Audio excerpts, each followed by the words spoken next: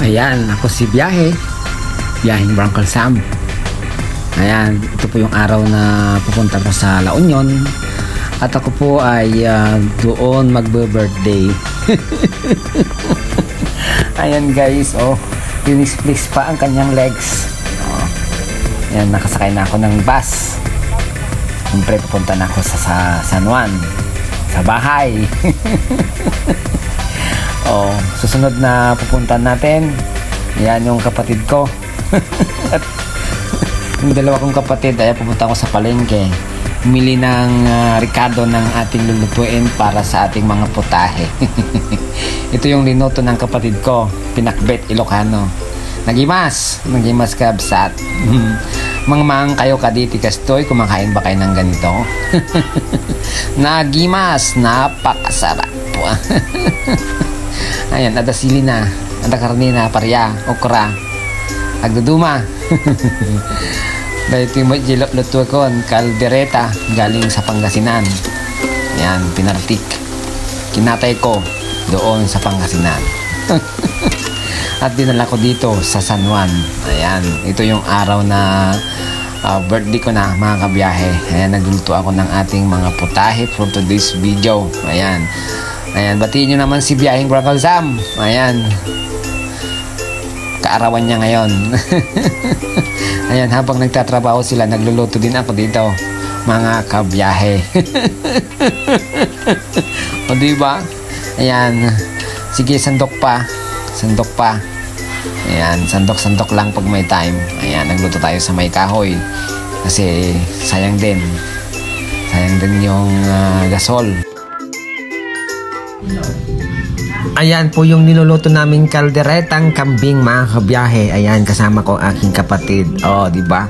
Si Norma, my sister. Ayan, mga kabiyahe, nakapagluto na kami ng kaldereta. Ayan, napakasarap, mga kabiyahe. Nagimas!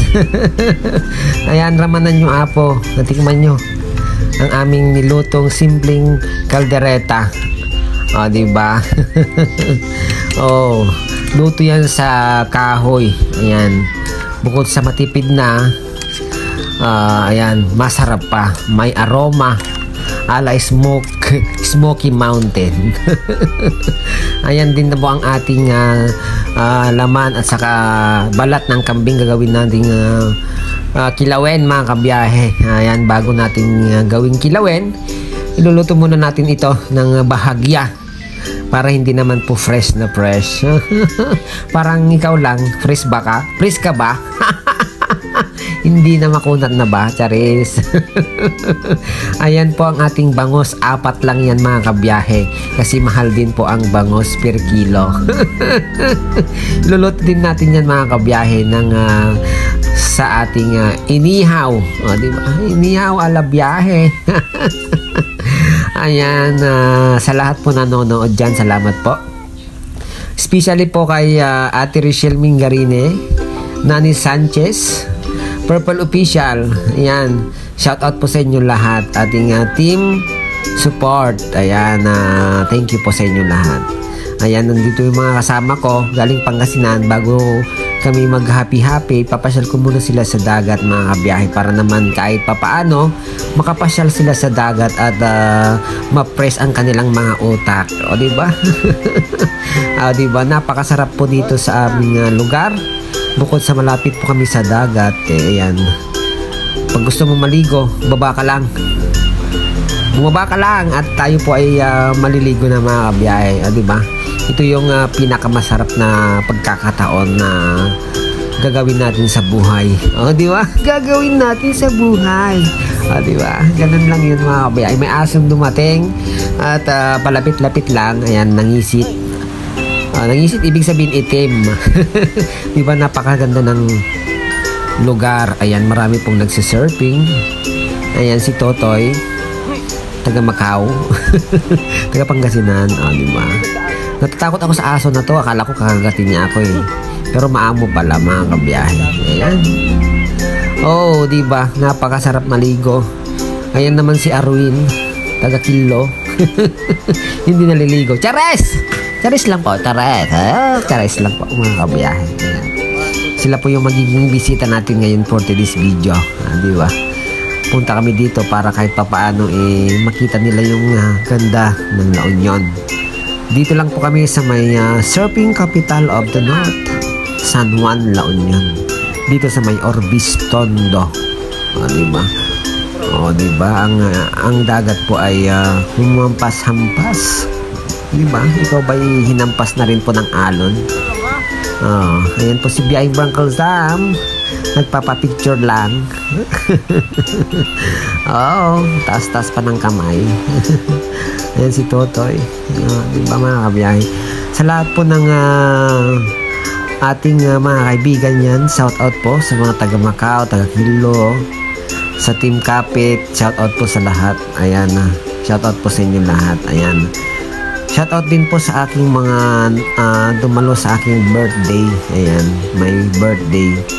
So, may konting lang po mga kabiyahe, hindi naman po tayo sagana, kaya kunti lang for sponsorship lang, di ba?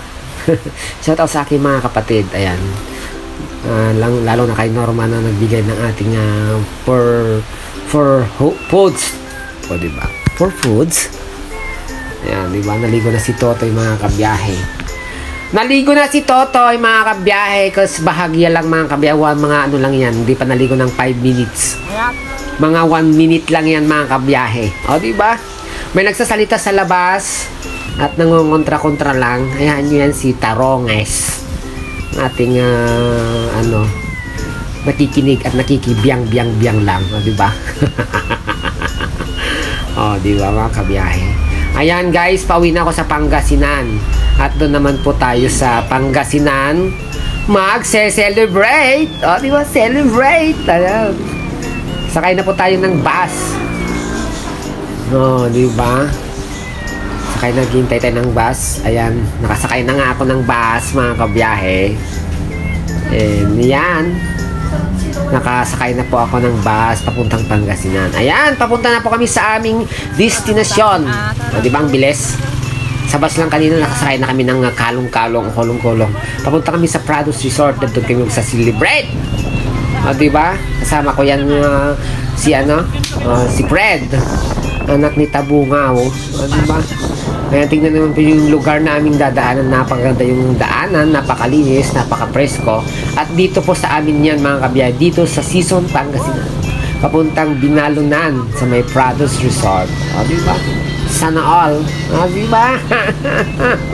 Sana all mantika. Ayan, di ba? Shoutout po sa inyo lahat na nanonood dyan. Ayan, gumiti naman po kayo dyan guys. Ayan, para sa buhay naman po ay good vibes lang. Wala pong nakasimangot na nanonood. Huwag lang kayo mag-comment dyan ng mga sticker guys. Di ba? Huwag kayo. Ayan, nandito na po tayo sa Prados Resort. At nagluluto na tayo ng inihaw na manok, inihaw na isda. At ako'y magluluto din po ng purong pakbet. Ayan, hindi ginisa. Di ba? Ayan po ang ating nilutong kanin, marami. Ayan po ang ating pakbet na ampalaya. Diba? Napakasarap yan. Meron po tayong isaw na adobo. Diba? Yan po ang ating menu for this video. Ayan, nandito yung ating mga kasama na pangkalinis dito sa may Prados Resort, dito sa may Binalunan, Pangasinan mga kabiyahe. Ayan. Diba?